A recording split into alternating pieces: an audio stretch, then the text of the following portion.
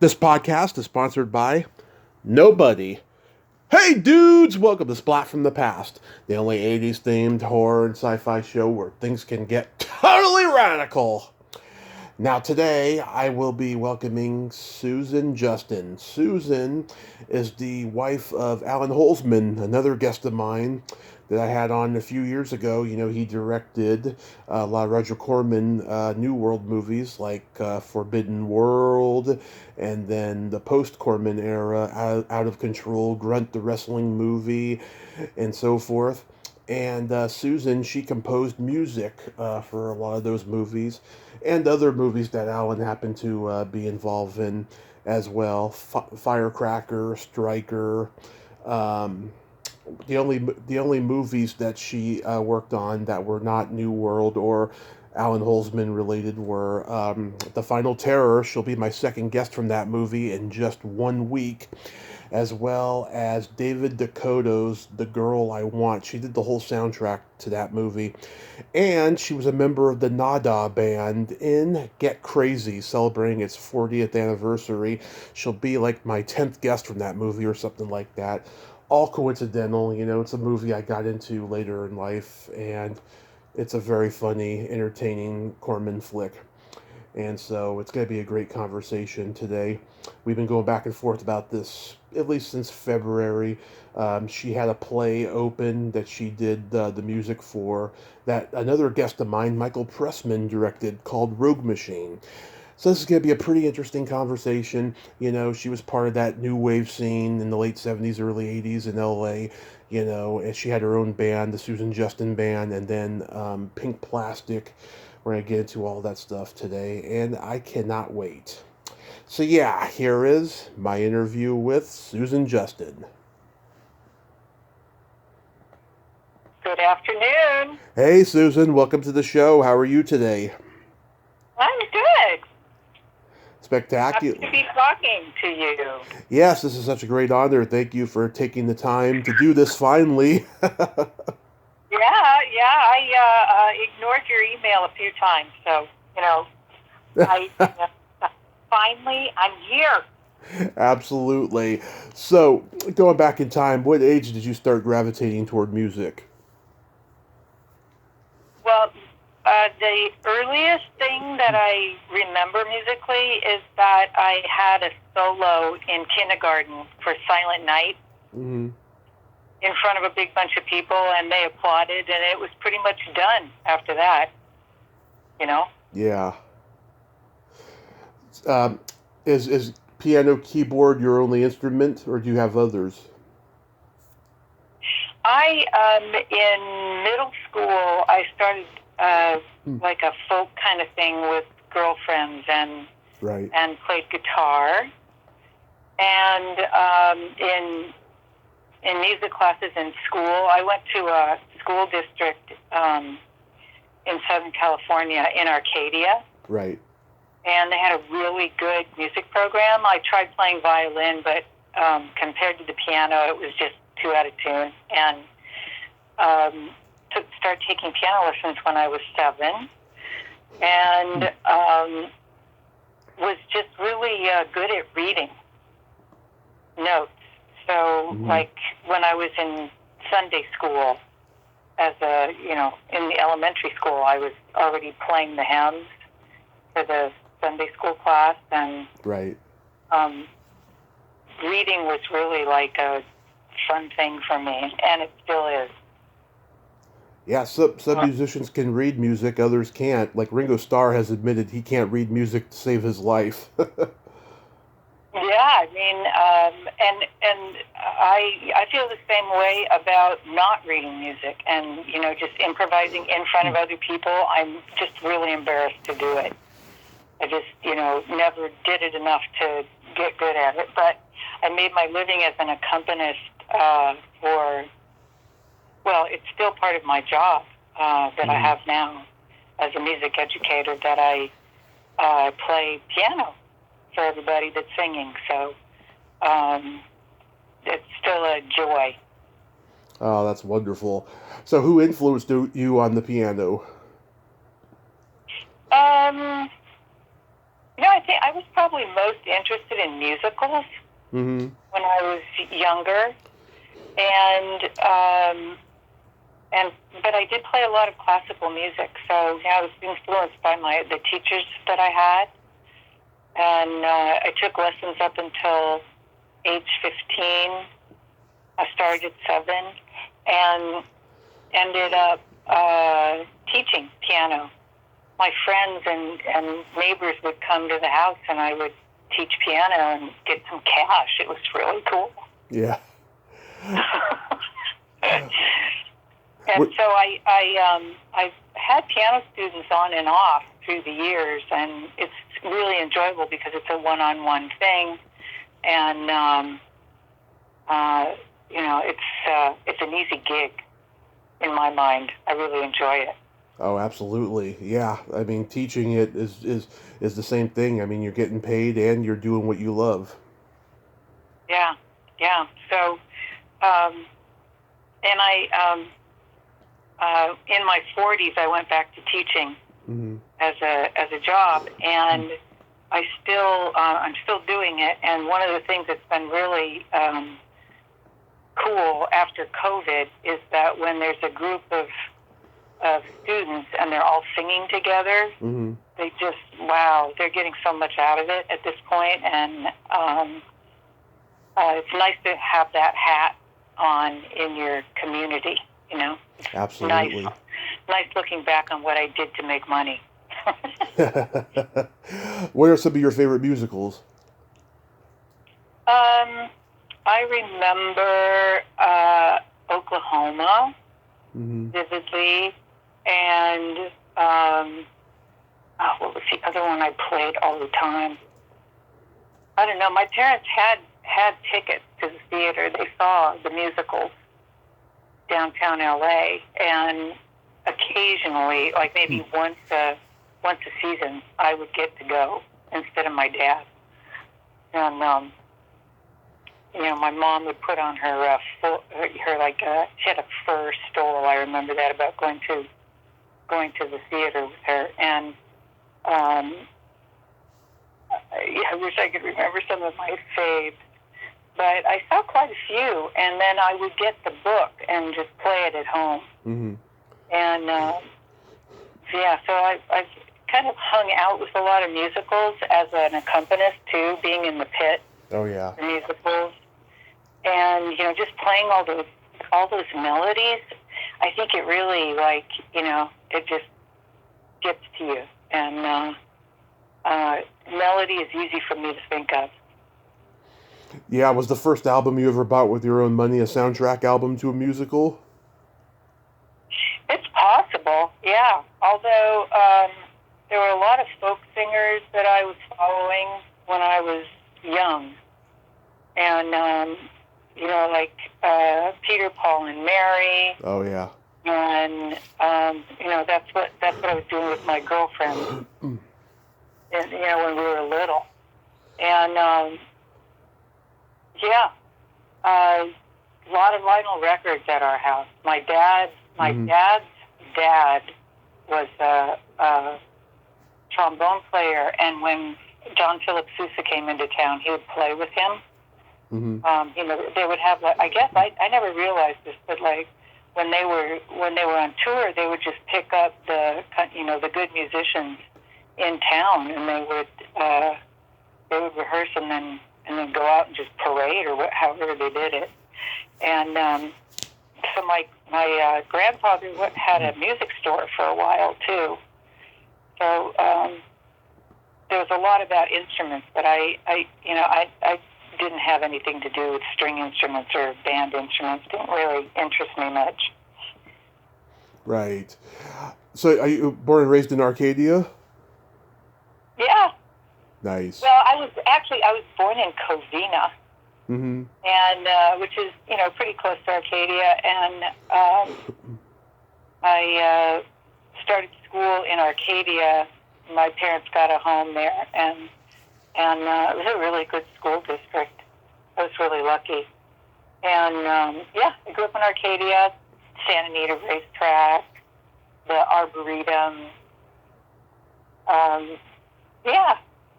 and right next door is Pasadena, which you had to leave Arcadia. It was just really a suburb. You had to leave Arcadia to go and to a nightclub or to a theater. And so Pasadena was really a fun place to hang out. Mm-hmm. Yeah, it was a magical time, there in the late 70s. That's when you were attending UCLA? Yeah, I was at UCLA in the 70s, and before I did that, I had the really good fortune to be an American Field Service student, Mm-hmm. and so right like days after I graduated high school, I went to Denmark and lived with a family on a farm, and the way the education was working there is that they had this thing called gymnasium, and it was Mm-hmm. like, I guess something that takes you into the university, and the rest of the school system had a lot more to do with learning trades and more technical type things. So they had the academics kind of like separated out a little bit from other job titles, and so I started to study music, it's called the music line, and so it was so great because I had to learn the language. Mm-hmm. The people on the farm didn't have much English at all, so I went to this school, and it was great because music you didn't have to really understand that many words. Mm-hmm. It got me through school really well, and that was my first exposure to actually thinking about studying music. So when I came back, I was there for a year. Milked cows, Wow. cleaned eggs. Yeah. Saw a lot of Europe. It was fantastic. Plus, the Danish people are just they're awesome to hang out with. Plus, good food. Yeah. So that's what I did before I went to UCLA, and then during UCLA, I got a chance to go back to Denmark and be at the conservatory for a year, Mm-hmm. and that was kind of like, sitting in these rooms, these salon rooms with super high ceilings and long velvet curtains, and taking piano lessons. So, Mm-hmm. that was a little too classical for me, but I did it. Yeah. And took my guitar out on the street when I could in Denmark. They had this great walking street where you could just hang out and Mm-hmm. and sing. So that was part of my other than being with the animals on the farm and a great family. It was really fun. That's amazing. Yeah, you got to be there at that point in time. It's probably way different now over there. Yeah, it is. They have a lot of the same. They're going through a lot of the same things that we are in the Yeah. United States, in Europe. Unfortunately, where people are kind of flailing around instead of working together. But it's a beautiful place. Mm-hmm. And small, and it's like the impact of knowing that a smaller country, the way that it's organized is it's so much more personal. And I would look back at the United States and think, God, 50 states, Yeah. but in Europe there's just not that many nations. It's just such a different feel. But I had a great time, but was also excited to come back. Yeah. Did you have any classmates at UCLA that we would know? Yeah, I went to school with Michael Wolf. He was a really good buddy. He ended up, he did one of the Tonight shows or one of the late night shows. He was the music director for Right. a number of bands, and also went on the road with some really great jazz players. And he was a hoot to hang out with. Plus, just an amazing. I could play classical, but he could play jazz. So it was really fun to get to know him. And then James Horner was in all of our classes. Mm-hmm. Quiet guy. And I worked at the library the music library at UCLA, and so he spent a lot of time in the library. Mm-hmm. I noticed about the guy, and so it was totally fascinating to me. I got to know him a little bit. He's kind of a quiet person. Amazing how he ended up doing some new world composing too, like I did. He did some great things right at the beginning of his career there. And just went on to do everything.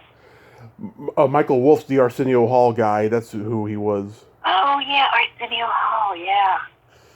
Yeah, I can remember him. Did you know John Massari? No. Okay, he was at UCLA. He did the music for Killer Clowns from Outer Space and this other one, The Wizard at Speed and Light. They were both came out in the same year. Yeah, he was at UCLA doing music, and he won the Frank Sinatra Award. And Old Blue Eyes himself presented him with the award. Yeah, that happened to Michael Wolf too. I remember that really clearly. Mm-hmm. Yeah, Royce Hall. Yeah, well, I often tell people that, especially people that are in college right now, that every single thing I learned at that school musically, I have used that, over and over again. I'm just, really thankful for everything I learned there. It was really, in depth, and it worked. So after you graduated, is that when you formed the Susan Justin Band? Yeah, pretty much. First I started doing open mics and kind of, got out there, and then it evolved into a band situation. It's funny because when I was at UCLA, I lived at the Co-op, which was a wild and crazy place to live, and one of my friends there, one of my roommates there, she's the one who said, okay, now we're graduating. Why don't you write something? Write a song or something. Enough with this classical shit. And so we did. We started writing songs. We probably not very many. Maybe we wrote 4 songs together, and that got me started on songwriting. And then, after a while, I had enough for a set, and so it just slowly evolved into a band thing. And I met Allan Holzman during that period of time, late 70s. And he's the guy's just such a director. He's been directing me, ever since I met him. Yep. So he he's always just promoting, why don't you try this, Yeah. Or, I'll help you do that. He carried my equipment all over, and so yeah, we started doing the band thing, and boy, that was a lot of fun. I have to say, it's just really fun working, in a band situation, and being in so many nightclubs, and getting to know LA, and I was really fortunate to have some really great musicians.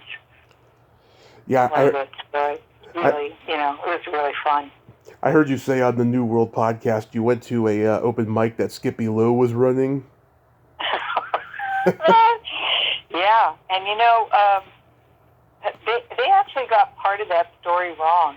When they asked me to come in for an interview, which is so visually clear in my mind. Yeah. They were putting together a girl band. It wasn't that I was going to play with that band. They weren't looking for any girls to add to their band. They had already found 1 or 2 people that they were going to audition, And so so they asked me to come in, and we went in the studio, and we hung out and sang some different things and played some different things. And so that's more what that was actually about. I mean, can you imagine that, singing, they needed a girl in their band? I don't know. Yeah. I don't remember Van Halen really being like that. But they were, it was really fun to meet them. Mm-hmm. And, but I was just too shy to go out on the road. They wanted me to go to New York. And, I made the cut for the band, but I decided not to go. Well, what's her name? Amy Mann from Till Tuesday almost replaced Dave before Sammy got in the band. Oh, really? Yeah, that story's been out there for years and years, and I think that she's got a great voice, but she wouldn't have been a good fit for the band. I don't think. Well, I remember Skippy Lowe so vividly too. And it was at this hotel. I wish I remember the name of the hotel on Sunset. Maybe it was just the Hilton on Sunset, but it was a well-attended open mic, and it was fun to perform there. I did it a few times. It was great. Yeah. So when you were playing all these clubs in LA, like, who were the other bands you saw? Oh, man. That is a good question. Like, did you see, like, Oingo Boingo? Oh, yeah, I did see Oingo Boingo, and I think I saw them early on. Yeah. Because I went to see them, this is probably when I was in college. I went to see them, and they went to UCLA, too. Yeah. They those guys, wow. The brass playing that those guys did, even at UCLA, was, yeah.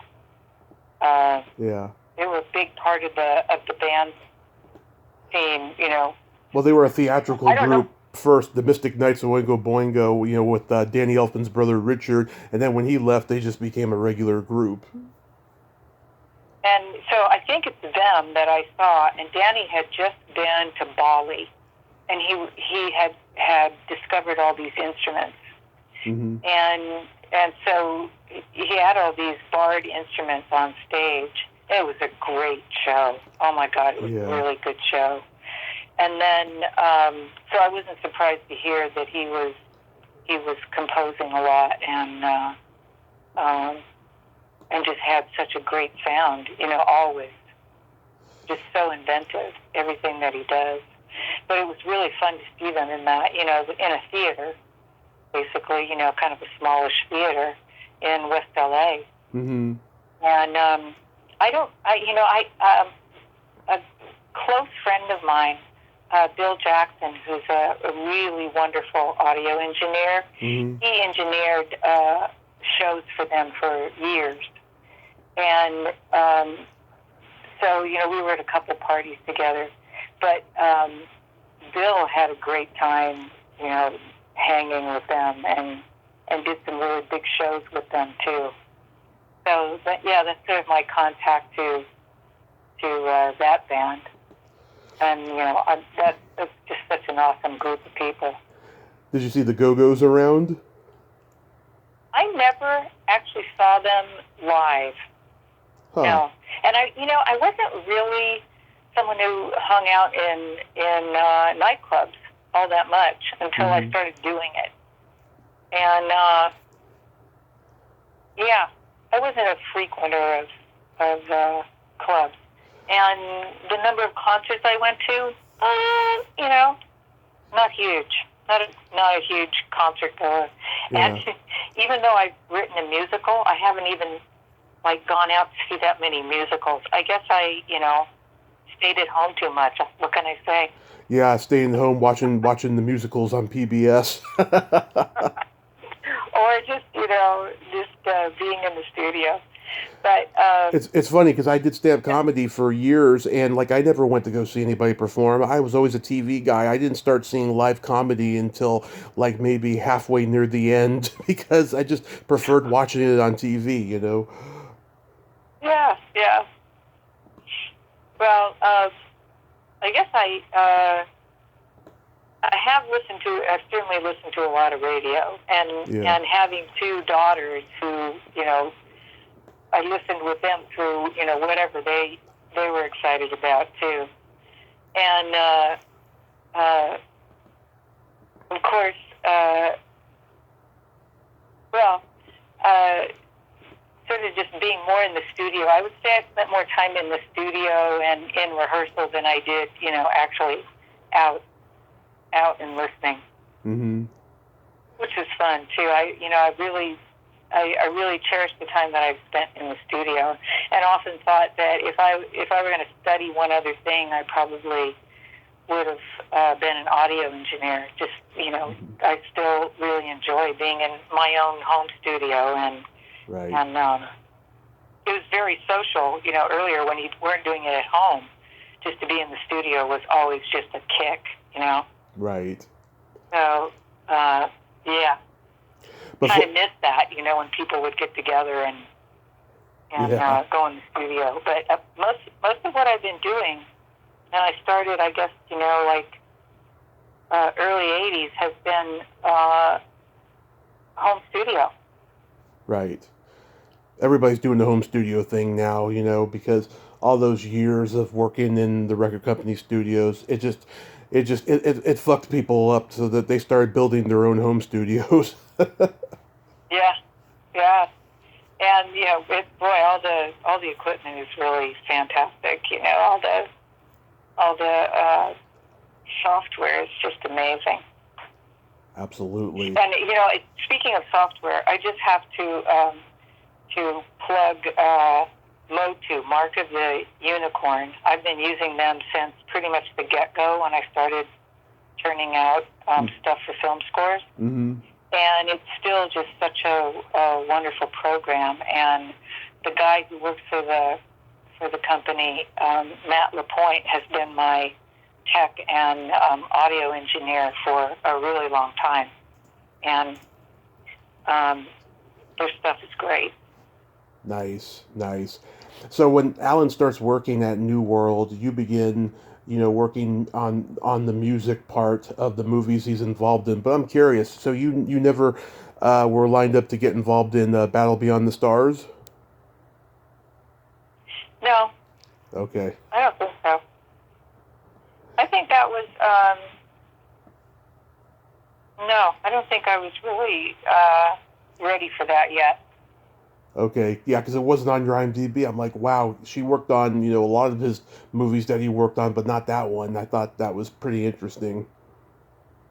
Yeah, well, they got a good composer. Yeah. Yeah. So, and up to that point, it's kind of like when I started recording at home, sort of like film score type stuff. The first thing I did was with Rick Carter, Mm-hmm.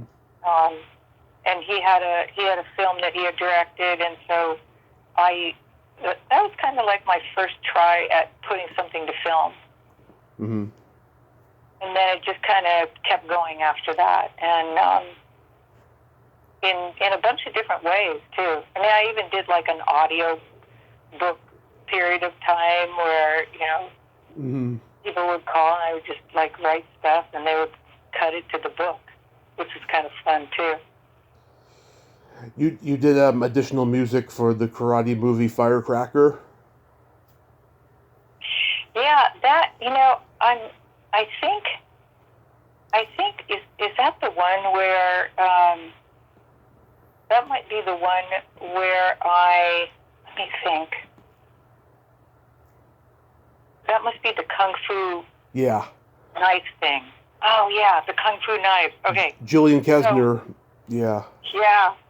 And I just remember, my visual of that is there's like two people standing on a bed, Mm-hmm.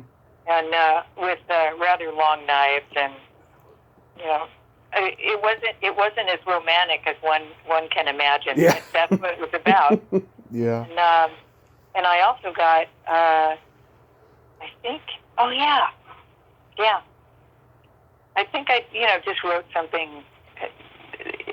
It wasn't too like up tempo or anything, but yeah, that was one of my first short gigs. It was just a scene too, So yeah, that was like a beginner try. It was cool. Yeah, like the beginning and end music sounds like every Joel Silver produced action movie in the '80s, just cheaply done, though. Mm-hmm. Yeah, and Allan, some of the stuff that he was asked to work on is just like, if I had to pick the subject matter, it would have been different. But it didn't matter. It was really fun. It was great, and also having Corman's his studio, so to speak, right there in Venice, is it was in the neighborhood. It was really cool. The classic Forbidden World, co-written by the hilarious Jim Wynorski, was Allan's first fully directed movie for New World. The music in it is great. Where'd you draw inspiration from?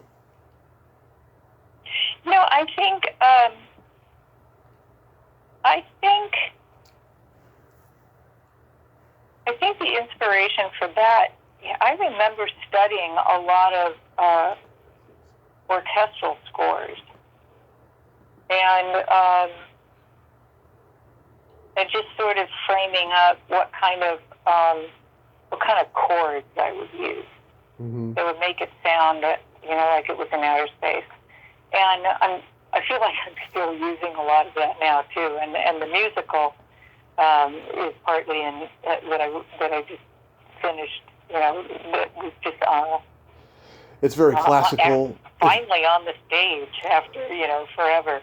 But I feel like I still have a lot of that sort of not so much melodic, but just like open fifths and ways of making it sound like it's in outer space. And so I think I was I couldn't tell you the name of the most influential composer, but I remember spending a lot of time listening to some people who just did that, in an orchestral sense. And then also the 50s movies, where people were wearing zipper suits and it was just hilarious. Yeah. And, just trying to kind of vibe that. But on the other hand, I was just playing synthesizers all the time. So some of it, I think, was just influenced by the 80s, the 70s and the 80s, and synthesizer riffs. So, yeah, it's very reminiscent of Beethoven, the way the piano sounds. It's very new wave-like. It kind of reminds me of Tangerine Dream with a little bit of Another Brick in the Wall and Madness's House of Fun all rolled in one. Well, good. Thank you. Oh, yeah. I have kind of like in my songwriting piano vocal period. Had a lot of just kind of things that I was really attracted to. Warren Zevon. Oh yeah. I really admired him like hugely, and he played piano a lot, and I did a lot of covers of his stuff too.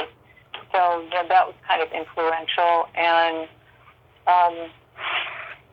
I had a couple buddies too who were also like piano vocalists, and we were all kind of messing around with some, just not 1-4-5 type things, straight ahead rock and roll, but a little more, a little more experimental.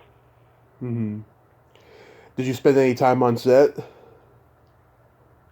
On what? Sorry? Did you spend any time on set? Oh, on set at Forbidden World? Oh, yeah. Yeah. Yeah. Did. I mean, not a lot. I can't remember what I was doing during the day while that was going on, but I didn't get to spend a lot of time on the set, but yeah, I was allowed on there, intermittently. Mm-hmm. Just and it's fascinating to me now looking back on it because Allan's book came out, and about Battle Beyond the Stars, and right. then somebody just did a little short documentary about him and about Forbidden World. And then Allan got an invitation to go and see it in a really great theater. I'd like to say it's downtown, or maybe, edge of Hollywood. And I liked it. I liked it a lot. I mean, I forgot that it was really nicely put together. It sounded good.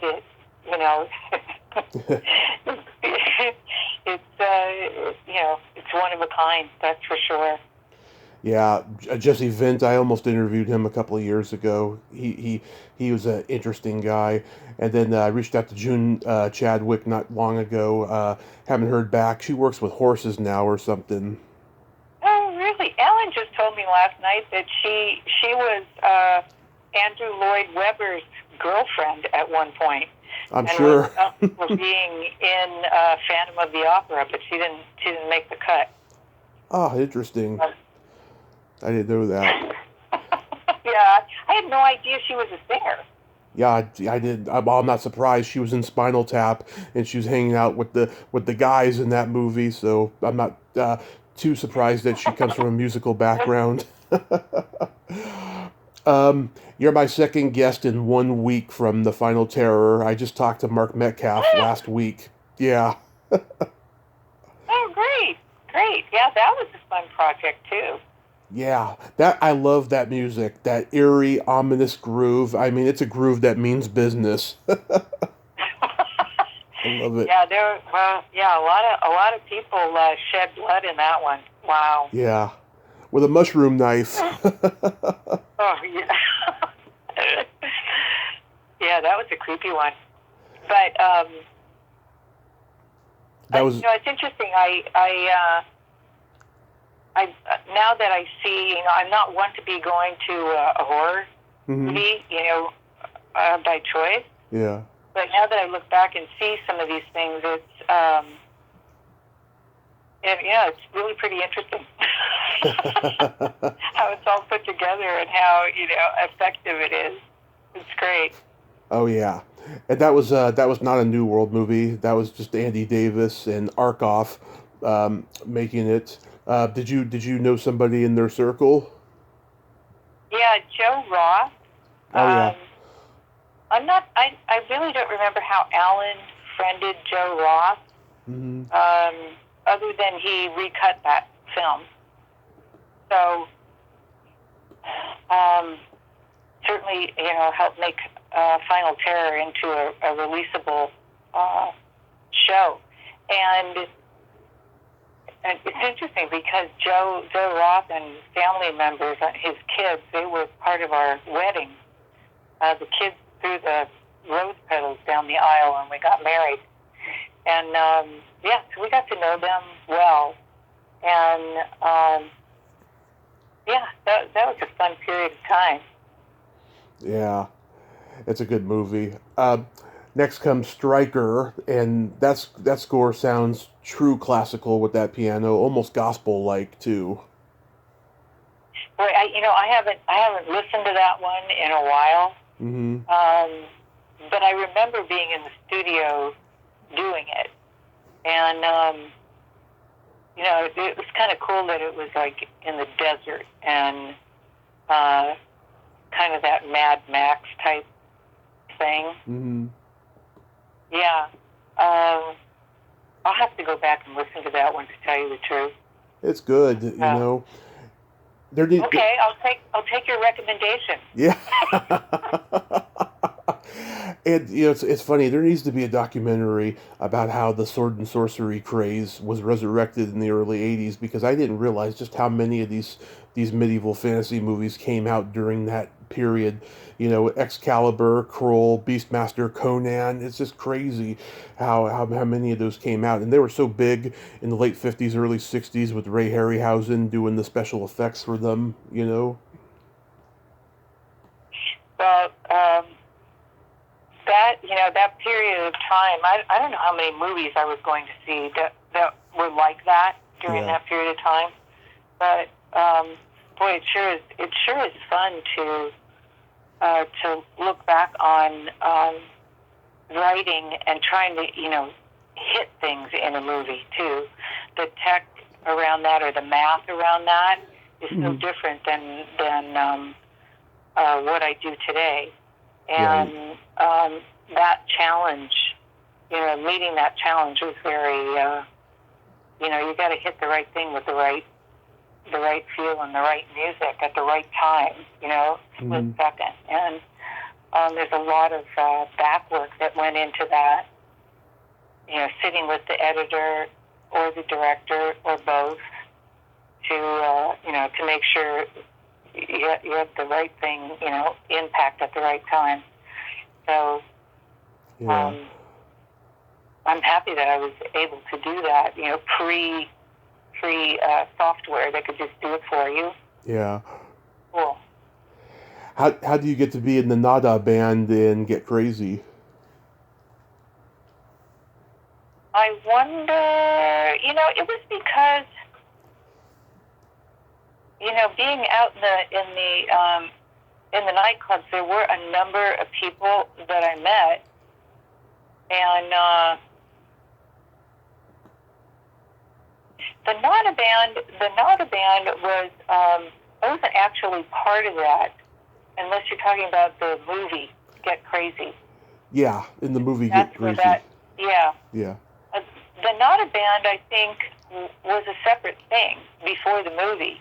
I don't think that was necessarily just put together for the movie. Although we certainly had a couple tunes that we did together. There was Allan re-released that not too long ago, maybe a couple of years ago, and so I got to see some of those folks, on virtually, and that was fun, kind of reminiscing about that, and it was fun watching it too again, because we had such a great time. They had a big, like, Airstream trailer for us, and we just hung out together. And when it was time to go into the theater, I think it's the Wiltern. That's where they were shooting on stage, and we'd get dressed and piled in there. And the recordings are really nice in that that we participated in. That was really fun. What was Lower East Side like?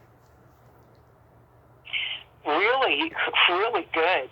Yeah. It just, they really, really great. I felt like they were more hardcore about their rock and roll than I ever was. Yeah. It was a little more cute on the cutesy side. But great musicians, and fun to hang out with. Yeah,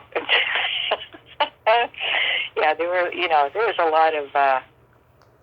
lot of fun happening in that trailer, gotta say. Yeah, she's on LinkedIn.com. I reached out to her when the year began. I haven't heard back yet, but fingers and toes crossed. I've talked to like 10 people from the movie already, like Stacey Nelkin, Miles Chapin, Andrew Lederer, Linnea Quigley, Barry Diamond, Susan Sager, who was cut but had a great time making it. I mean, it's a great movie. It's one of those ones I got into later in life. I really like the gold, was it sequins? No. What do you call that? I had this gold jacket on. Yeah. It was really good. I wish I still had that jacket. You did look cute in it, I have to say. Thank you. Yes. Yeah. My favorite of Allan's movies is Out of Control. And when I told him this, I think he was dumbfounded by it. I love, little movies that take place in one location, and there's that challenge of doing so much in such a little space that I just, admire. I had a huge crush on Betsy Russell growing up. In fact, when I was 10, I wrote her a fan letter thinking that, because I had the movie Tomboy on VHS, and I thought Vestron Video was her address, and the company had just gone under. So I got it sent back to me, and I wrote her an email the night before my car crash, and I got her reply long after my coma and my recovery and all that stuff. Oh And man, Tommy. Oh. yeah, and she was so sweet to me. But then when I started my podcast, I asked her to come on, and she told me to talk to her manager. I sent him an email, never heard back, sadly, but maybe someday. Well, I'm sorry to hear you. That sounds like a serious car crash. It was. Oh, but at 10, you were writing her. Impressive. Oh yeah, I've had chutzpah since the day I was born. That's great. That's great. Yeah. So tell me about the music you did for the movie. So which one? For Out of Control. That's another one. I have little. I just don't have any of that in my mind. I could not hum it to you. Is what I'm trying to say. I get it. But the experience of doing it,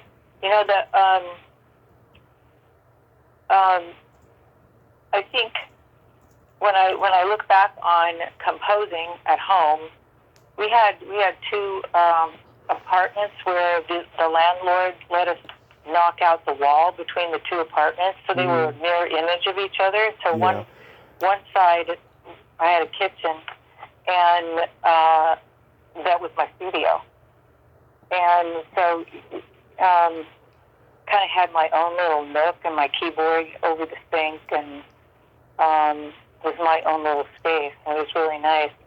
And I think Out of Control had a fair amount of a little bit of band in it too. Mm-hmm. So it was great because when I would get, if I did anything in the studio, I could take my band members in there with me too. It was really nice. Nice. But that one, I couldn't even tell you what it sounded like. I'll have to, that's another recommendation I have to check out. What stands out for me about the movie's music is James Ingram's theme song. I thought it was fantastic. Oh yeah. I'm just writing this down so I can check it out. But you play a role in the movie. You mean, is that the scene? Let's see. Which scene is that? Was it like That's not the one in the bathroom. I'm trying to remember. No. I think it's like at the beginning when they're going through graduation and all of that stuff when Andrew's narrating. Huh. I'm sorry. I can't help you on that one, Tommy. I'm just like blank. But do you have any memory though of like Yugoslavia? Yeah, I was just going to say what I do remember is going there. Mm-hmm. And the town is just like so amazingly, like medieval looking. Mm-hmm. And people would be, they took a break like in the afternoon. Mm-hmm. So no one would be on the street in the afternoon, and they just, they'd be out in the morning doing whatever they do, and then they would just go to snooze time, and then they'd come out again, and we're out and about a lot at night. It was really like a night, yeah, a night kind of thing. But and I got in. Somebody hunted me down while I was walking home by myself, and so maybe that's why I blocked it out. So I almost was sexually assaulted, but I I kicked my way out of it. So that's kind of how I remember Yugoslavia. Oh my God, I'm so sorry you had to go through that though. Well, yeah, I mean, that was creepy. But the fact that it was on the water was really cool, Mm-hmm. and the food was good. And then, you know, beyond that, those are my memories. Oh wow, what memories! Oh my God, I'm sure Allan was pretty pissed. Yeah, God. absolutely. Yeah, but you know, I I was strong. Also, someone was started to walk by, so the guy basically was running. But at least, you know, I was fine. God, I can't imagine. I'd actually be beyond pissed at that point. But God, yeah, I mean, I'm Croatian, so I love to hear it when people go to Yugoslavia or Croatia or something because you know the whole countries were destroyed, you know, practically. And like when I started doing stand up, I tried to make jokes about being Croatian, and no one got the jokes at all. So I stopped doing it after a while. Well, yeah, I know things have changed a lot in that area since we were there. You know, I think we were there like around, Cold War. yeah, maybe like early 80s. Hmm. Yeah. Yeah, it's So, crazy. yeah. The irony of irony, Sherilyn Fenn, who's in the movie, I've met her a couple times. She's a great lady. I was supposed to interview her aunt earlier this morning, Susie Quattro. Oh, really? Oh, Yeah, cool. it had to be postponed though, but it's going to happen. I'm pretty excited about that. Yeah, you should be. Cool. She's the queen of rock and roll. Yeah. Next comes Grunt, the wrestling movie that you had a song for your band Pink Plastic. By the way, when did they start? Pink Plastic, I think,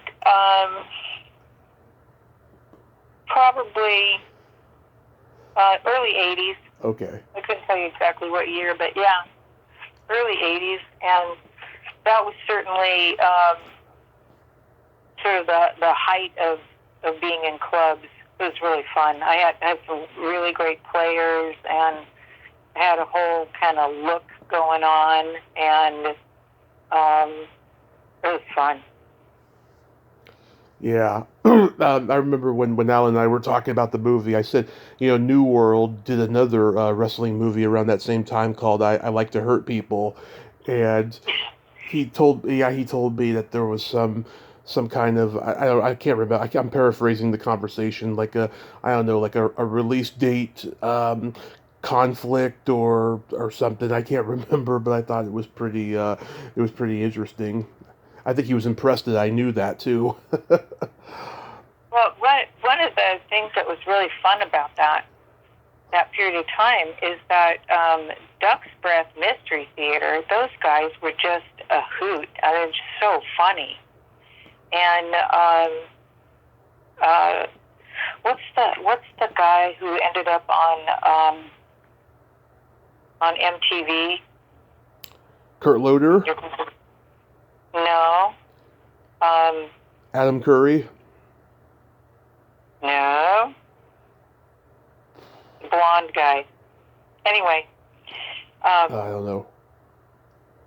we spent some time hanging out with him after the film, and it just, you know, all of those guys were just so brilliant and so funny. That was probably my favorite part of it. Although, you know, getting up close to the ring where they were fighting, you know, and filming you know, we went to this place, I think it's called the Olympic, downtown in LA, just like a, you know, like a really historical fight ring. And that was really intense to see what that whole scene was really like. And I had no idea that it was so faked. Yeah. In so many ways. Oh my God. And they're what they wore while they were doing it was really wild too. It was just, you know, a giant bunch of beefcakes. Yeah. And, And so I did a little bit of music for that. I didn't really score the whole thing, but it was fun because I did one tune with our band. I remember. Do you want to dance? Do you want to body slam? I think it was called. Yeah. That song "Wrestling Tonight" by Sha Na Na. I like that. I like that song. Oh yeah, that's so great. Yeah, that was great. They got them to put that together. It was great. Yeah. Then you do an entire soundtrack for David Dakota's "The Girl I Want."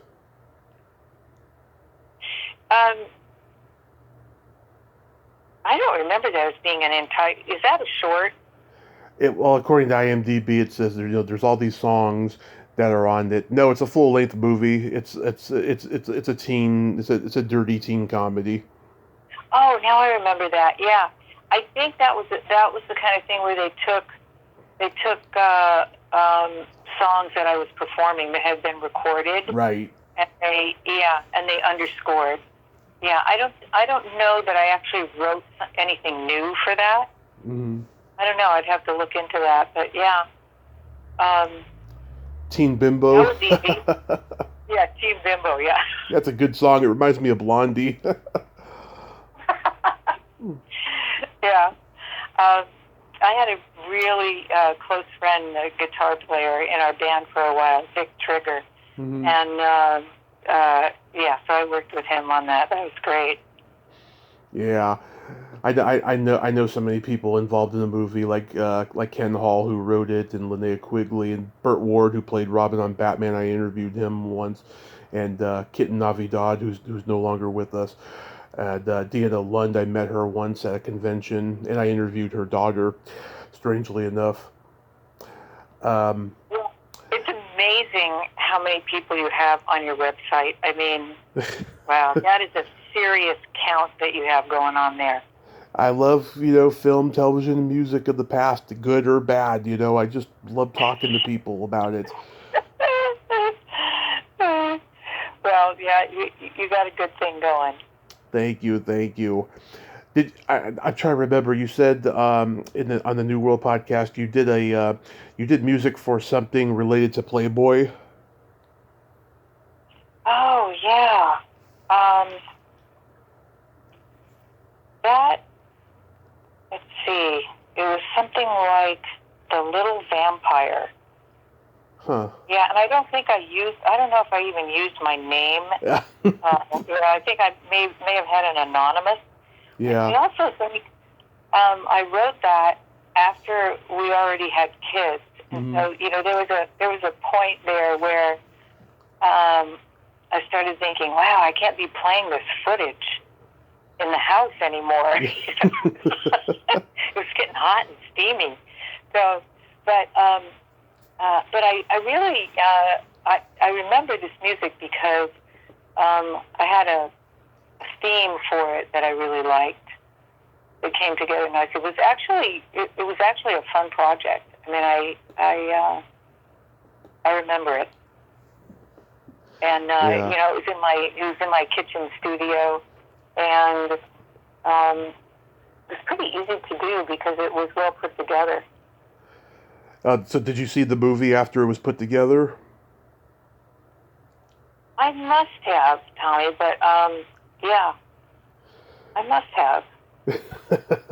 That's pretty. But I don't know if I have a copy of it or not. But yeah, I must have. We should check it out. I'll definitely look to see. It's called The Little Vampire. Yeah. Okay, I'll definitely check that out, and I'll probably laugh out loud when I see what your anonymous name is. Well, I actually have some really good chase music in that one. That's what I have a composer's demo, a soundtrack demo, and I know that I have something from there that I think is like a chase sequence that turned out really well. Awesome. So after you guys, cut ties with New World, was it difficult getting work for a while?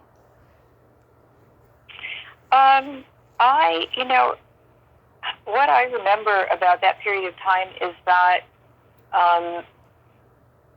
once I started scoring documentaries, I got a lot more work because, and it was a lot easier too, because documentaries, you have to stay out of the way a lot and be, subtle but get the right vibe and, describe the location appropriately. And that was really a fun kind of work to do, because some of the documentaries were long, but I really enjoyed doing that kind of work because it was a little less intense. It could be, if they wanted to move it, they could move it. It wasn't about hitting anything, musically, dramatically. It's more like underscoring dialogue and chapter headings. You kind of mark the structure of the film by the way the music goes in and out. So, and I ended up doing a lot of music for different countries, which was really fun, because then I would study, like music from Cambodia or Japan or something south of the border. That was really fun. I really enjoyed that a lot, and I still do it occasionally. Oh, that's wonderful. Yeah, but documentaries have been booming for a long time, even more so in the last decade, because so many people who years ago never thought that they would ever even want to make a documentary about their lives have in show business. So documentaries are just so hot now. Yeah, that's true. It's interesting, because a lot of people talk about documentaries that they've just seen, which is kind of a new thing.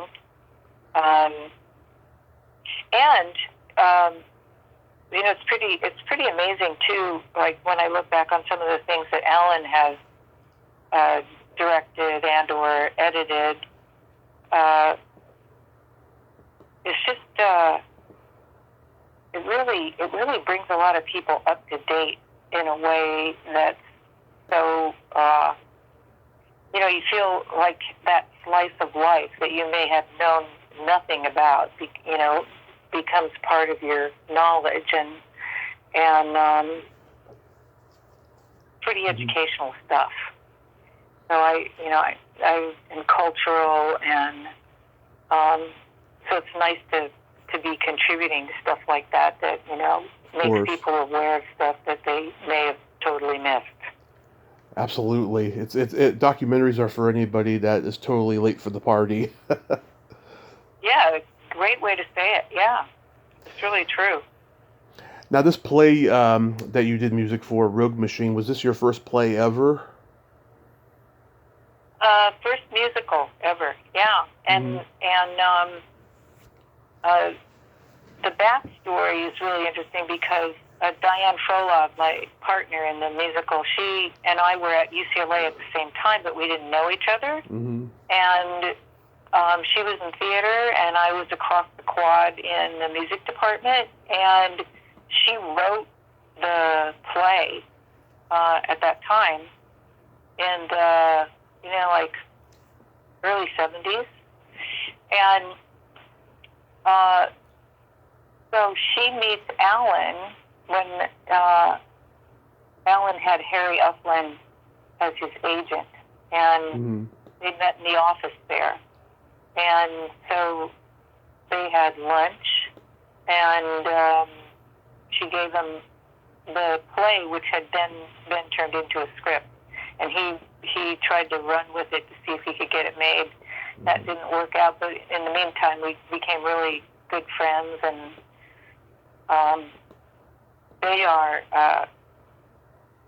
I don't know how much dancing they're doing now, but they were on the ballroom dance scene, like, competitively. You should see this couple dance. It's just like, it's like Dancing with the Stars.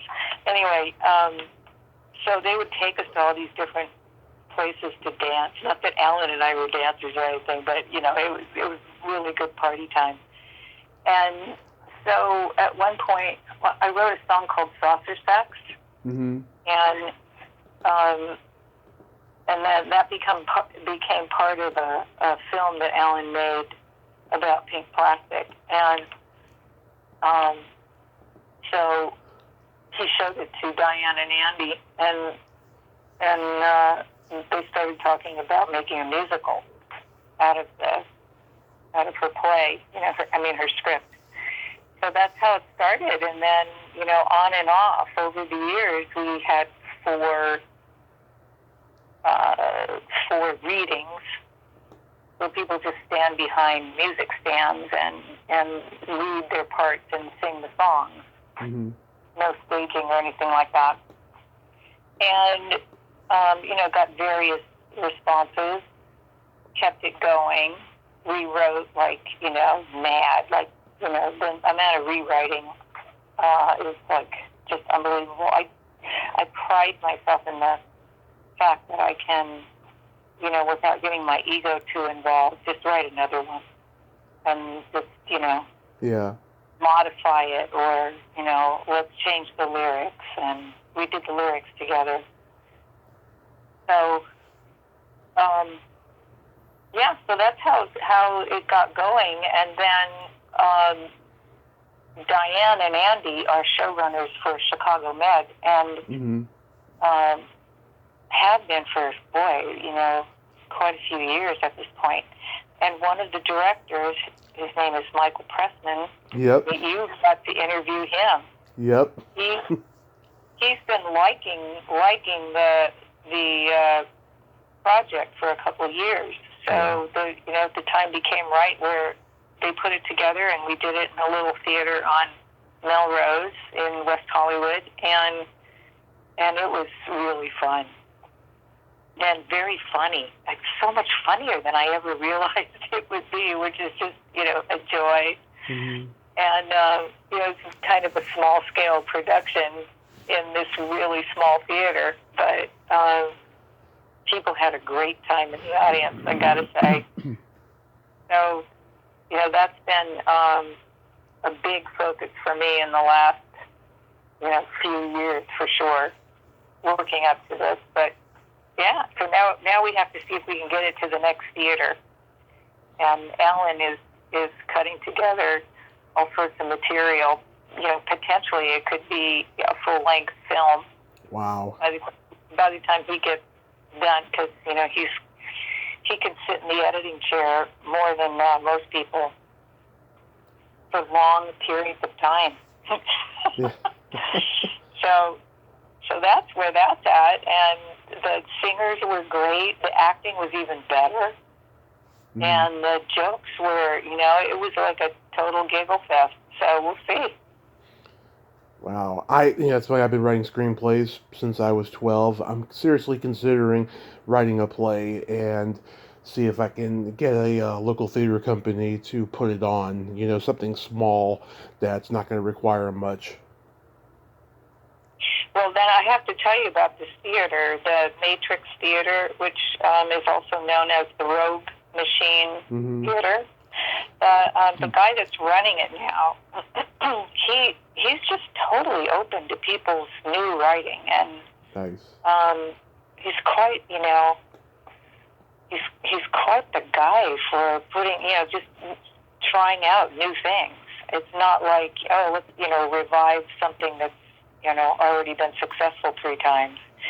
He's not really about that, and boy, you really have to hand it to people that like to support that part of the process, because it's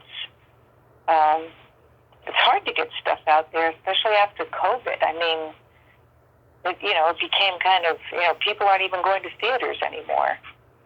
So Yeah.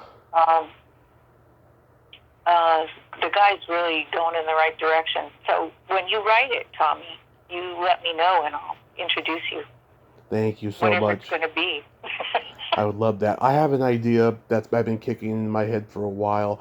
Actually, a couple, but one that I've been focused on lately. They both have kind of the same theme. A lot of people don't write stories about what's going on in the world, as far as manipulation and gaslighting and the the impact that the internet has on people in terms of toxicity and stuff. That's kind of the story that I'm trying to put together. Good idea. Yeah. So we don't see a lot of people writing about that in an honest way, Yeah. you know. I mean, people are churning out content on Netflix and what have you, but it's just they're not. I don't know. I just think they're playing it too safe. They're not being totally honest about it. Mhm. You know, and I think the Well. reason why they're doing that is because they themselves are these people that I'm trying to write about. You know. Yeah. Yeah. Well. Yeah. Get started. I sure will. I'm gonna be hopefully moving soon, and I'll have more peace and quiet and more time to write and and just clear my head instead of just doing the podcast. So I'll definitely get on that. I also got to get back to writing my memoir. I took a long break from doing that, and things have grown and changed in my life since then. So we'll see. So do you have And anything? Oh, go ahead. where would you go from Reading? We're looking at Modesto because my brother got a job pretty close to there. Oh, good. Yeah. It's nice to have family around. Yeah. Yeah. It's me, my mom, and my brother, and Yeah. we've been up here 6 years. It's not a lot of fun here. There's a lot of closed-minded people. You know, we'd like to be with our tribe, so to speak. If we could find it, in Modesto, then we'll just give it a try. Mhm. Mhm. So do you have anything upcoming you'd like to mention? Upcoming, um, the musical. We're going to try to get it happening in Chicago because Chicago Med is there, and there's kind of a you know there's some friendly people there in the theater world. So um, that's the plan for the musical. Other than that, I'm still working as a choral director, and just enjoying still being in California, I have to say. And but no big plans. I would like to, as I'm winding down in the teacher arena, I would like to do more film scoring. Yeah. Of any kind, which I think I've spent so much time. When I recorded things that I did in the musical, they're fully orchestrated, and so I'm still up for multi-tracking fun stuff. Got the gear, got the motivation. So so I would like to do more of that, and I sing a lot, and it makes me feel good, makes other people feel good, and don't want to stop doing that. Well, I hope the play gets to Broadway. Well, I just heard Andrew Lloyd Webber this morning. Mm-hmm. They're saying a fond farewell to Phantom of the Opera. Yeah. And he said that financially what it takes to mount stuff on Broadway now has really gotten out of control. People have just, just monetized it in a really big way. And it's hard to make money doing it. So he's hoping that people scale back a little bit and open up more to smaller things, just to keep the ball rolling. And he was mentioning too that the way that people go and experience things now is changing, or they don't go. They don't get in the car to go, or they don't leave home to go and see things. So he was kind of concerned about what happens with theater going forward. So let's hope that people catch the bug, and certainly made me feel better about being isolated during COVID, to be in the theater, even though we were all wearing masks. Yeah. It was, and the people on stage, it's small theater, we're really close to the actors. It's so much fun. But they couldn't see us laughing and grinning. I mean, they could hear us, but, it was kind of a weird audience experience in that respect. But there's, going out and seeing something silly. I mean, I can't say enough for comedy at this point in my life. Mm-hmm. It just rings my bell. I just have so much respect for humor. I grew up in a family that was all about laughing. So, I just have so much happiness about that. And mm-hmm. How would you describe your sense of humor?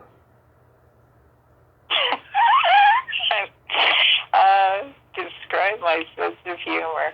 Well, this has become. I've just become aware of this. I tend to make a play on words, and now I realize no wonder lyrics are fun for me. I had a father who was always rhyming mm-hmm. a lot, and I think that's why songwriting is just so much fun. And of course they were like silly, ridiculous rhymes too. So I think I definitely picked up on that as a child, and now as an adult, I think my humor is a lot about just being verbally silly in a I don't know, play on words or whatever. My sense of humor is very bawdy. I think sex is hilarious. I can make sex jokes about anything. Well, Tommy, my husband, every morning he gets up, he's in a good mood, mm-hmm. and there's always some kind of a sexual innuendo. Sometimes I don't even know what he's talking about, mm-hmm. but it's usually about that. Love it. Love it. Oh my God. Well, Susan, I thank you so much for coming on today, and I'm glad we could finally have this talk. And I hope that play just goes all the way to Broadway, like I said. And I'll let you know, if I write that play. And until then, keep on doing what you do. Well, thank you. And I'll as Allan's putting some of these things together, I'll send you a few snippets, okay, so you can get the vibe of the show. I'd love to see it, and I'll look out for the little vampire. Oh yeah. Well, let me know if you find that, because I'm not sure if I have it anymore.